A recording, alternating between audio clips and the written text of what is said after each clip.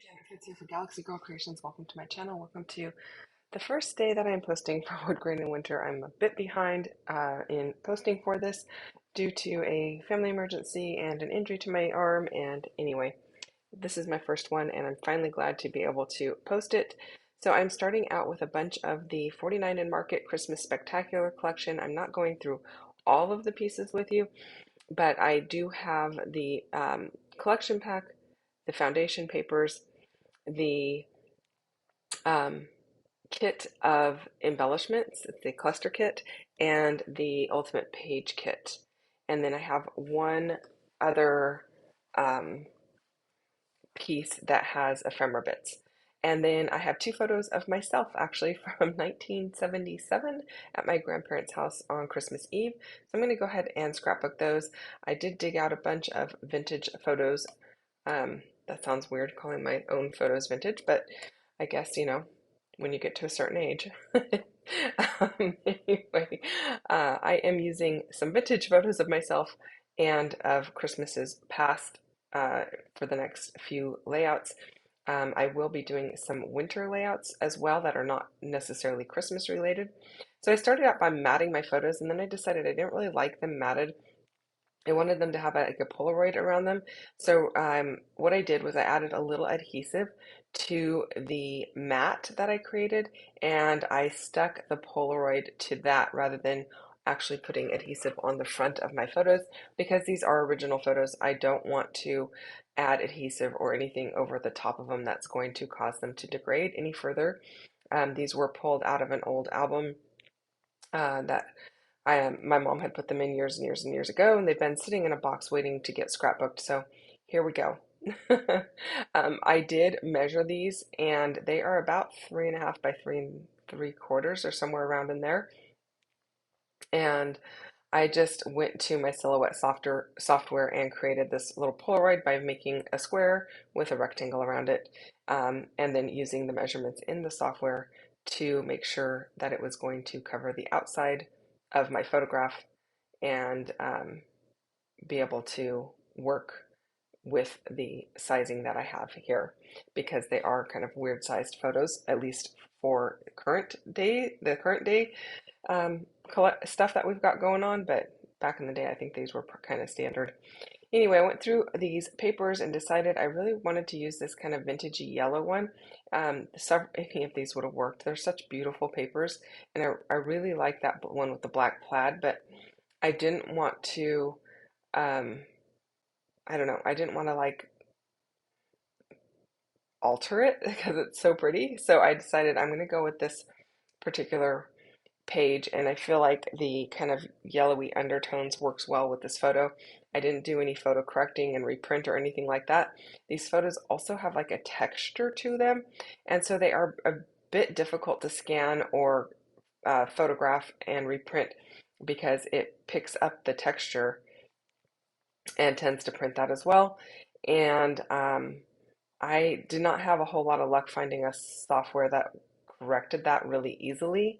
I'm sure you can do it in Photoshop, which I actually don't have access to right at the moment. I need to, yeah, I need to take some time and make a call into Adobe to get my login worked out, because I'm stuck in a loop of logging in and taking me back to the exact same screen. Anyway, long story short, didn't have the time nor the energy to go ahead and reprint these in a different manner. So I just decided to go with it and just use things that I know are not going to mess up my photos long term. So no adhesive over the top, and I'm using photo-safe paper um, underneath and around my photos. So I did pull out this dark brownish black wood veneer from, or not wood veneer, wood grained paper from Ella and Viv. And I'm going to use that because I really like how it brings in the dark tones. And then um, it almost looks black, so I thought that looks really cool with the title piece that I'm using, which is an older piece from MK's shop, and it just says believe in the magic. And so that's what I'm using for my title, and I'm pulling in some of the black pieces to kind of go with this, that little black strip. I think it this is not the one. I think it says Happy Holidays or something. One of them says Merry Christmas and the other one says Happy Holidays or something like that. So I'm not using the Merry Christmas one, I'm using the other one. And then I did rough up my edges of my papers that I'm matting, and the I'm going to rough up the top and right hand side of the large piece of paper that I'm using for the background. Now, my little Polaroids here were a little bit too vibrant white to go on this background paper, so I just took my tan blending brush. I didn't put any ink on it, I just used it as it is, and it's just leftover ink. Masked off the photograph, and I just added a little bit of the color, and I think that looks really good, just to kind of bring down those white tones. And I'm using a really old penny black cling stamp that is holly and berries, and I am using some ink. I believe this is Deck the Halls, and I am using, I think, a little bit of eucalyptus ink. And those are both from Catherine Pooler. Actually, that might not be eucalyptus, but I'm going to hold them up here in a moment so you will see that, and I will link them down below so that you can check those out if that's something of interest to you. I'm going to link the larger size, the full size, because when I purchased my small ones, they were all in a set, and I think she sells them individually now, so you could buy them either way, but I'm just going to link the large ones so that you can get an idea of what I am using. So there is the cling stamp. I'm not sure I'm going to be able to find that because, like I said, it's very old, but here are the inks that I'm using. Yep, it was Eucalyptus and Cranberry Fizz and Deck the Halls. And I think those worked really well, and I just liked the way that they looked on the bottom of these Polaroids to bring in some additional color. I am inking up around the outside of the Polaroids with some black distress ink just to give a little pop off of the red background paper that I am going to adhere those to. And I am I will go back and remove the adhesive that is on the right hand side of that top photo so that the adhesive doesn't go on top of, I'm sorry, the left-hand photo, so it doesn't get adhesive on the top of the right-hand photo, since they are kind of layered over each other. I'm not really missing anything in the photograph, it's just part of the room, and you can still see plenty of the room.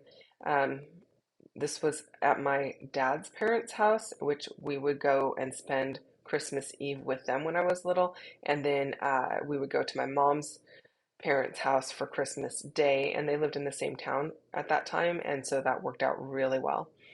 So I am just using the Santa Claus. I don't, Santa Claus is not something I put on a lot of layouts, but I'm decided to use this here since, I was little. I don't know that I even believed in Santa at that time. I have no idea. Um, but I decided to go ahead and use him because I really liked this Believe in the Magic, and I thought it went really well with it. And so I'm going to just go ahead and embrace that. I did decide on this Christmas wishes up in the upper right hand corner. I felt like I needed to bring something across there. And then I am going to mat the right side and the top of this layout with more of this black, dark brown wood grain. And I know it's kind of hard to tell that it's a wood grain when you're only seeing it in these little tiny bits, but you can tell that it is a wood grain at the bottom of the photo cluster. It becomes a little more apparent because the print of the paper is lighter in the middle of the brown paper or of the wood grain, and so you can actually see that on the outside it gets darker and darker towards the outer edge of the paper, so it looks almost just black. So I purposefully cut my paper so the angle is not straight. I wanted a little bit of a whimsical border on this, and so I went kind of slightly off kilter, and I really like how that looks. Um, and then I used my distress tool from Some Assemblage Required to go ahead and rough up the edges, just like I did the other papers. And I'm liking the way that that looks. It just gives it some added texture and a little bit of imperfection to it, which I think is perfect for these vintage photos. Um, and then I am going to add this little white label at the top underneath the green Christmas wishes, and that's going to just put the date and the location. I don't really have a lot of memories of like these particular photos. I mean, these were taken uh, 40 some odd years ago. And so I don't really remember a whole lot about it, but I do remember going to my grandparents' house on Christmas Eve. I just don't remember this specifically which ones we did what things. So I don't have a big story to tell or anything, just that we went there, and it was kind of a tradition for part of my childhood. And so that's all I really need to say.